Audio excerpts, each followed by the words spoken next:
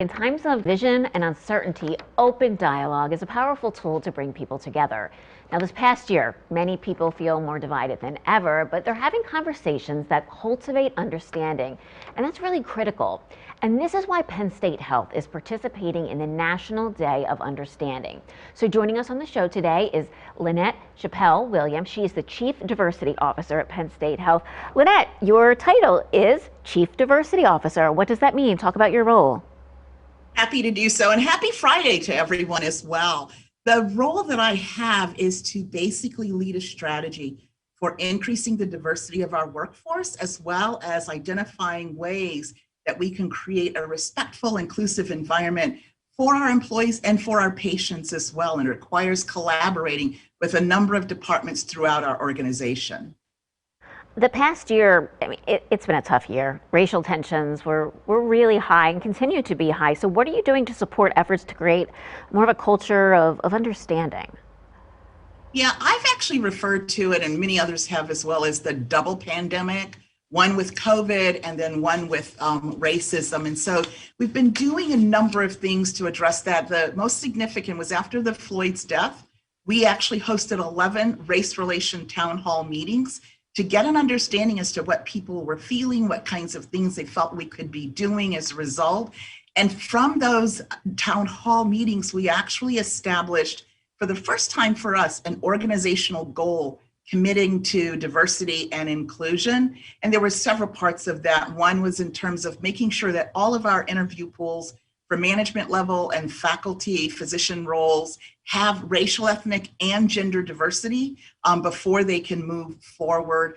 We also looked at ways of increasing the diversity of experiences for individuals and sort of closed it out, thanks to the leadership of our CEO, Steve Massini, with a policy that provides for zero toleration for discrimination. What is the National Day of Understanding, and how is Penn State Health participating? So the National Day of Understanding is actually a nationwide initiative that has over 2,000 companies that are participating. Penn State Health is one of those. And so we use the day as an opportunity to enhance dialogue, conversation, to spark collaboration. So this year we've designated April 28th as our Day of Understanding, and we have 4 events that we are hosting. In the morning, we're going to talk about what does diversity and inclusion look like post-COVID. And I am thrilled that we are partnering with the Giant Company, with Hershey Company, and Nordia, which is actually a financial services organization in Europe. And we're going to look at how do we address these issues post-COVID.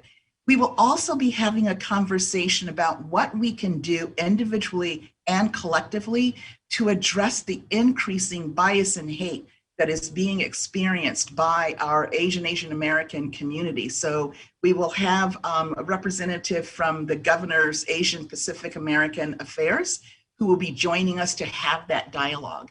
Then we will close out the day with a reading from the book Enough Say Their Names. We actually have the author, Ron Montgomery, and 4 poets who have written to talk about social justice and their experiences with the emotions about it. And we will then use that as a way to have a dialogue about what can we all do and what are we feeling about all of the things that have been happening. How do we take those emotions and turn them into something positive to advance social justice? You just mentioned emotions, and I think that's what makes talks like this so powerful, because it can be so emotional. Have you been able to get any feedback from staff? We are hearing from many of our staff that we are going in the right direction in terms of addressing these different issues, but that we still have a long way to go. We've actually been proud of the recognitions that we've been receiving from national organizations, that we've been in terms of how we've been addressing diversity and inclusion, but we use those as a benchmark in terms of understanding what more we can be doing.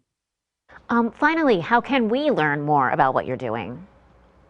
We have a fabulous webpage that's committed to our diversity and inclusion efforts. So if you go to Penn State Health and then look for the diversity and inclusion button, you will see all of the programs that we have going forward to address these important issues. Well, thank you so much for sharing it with us today. Good to talk with you. My pleasure, and thank you for having me. You're super welcome. We'll be right back.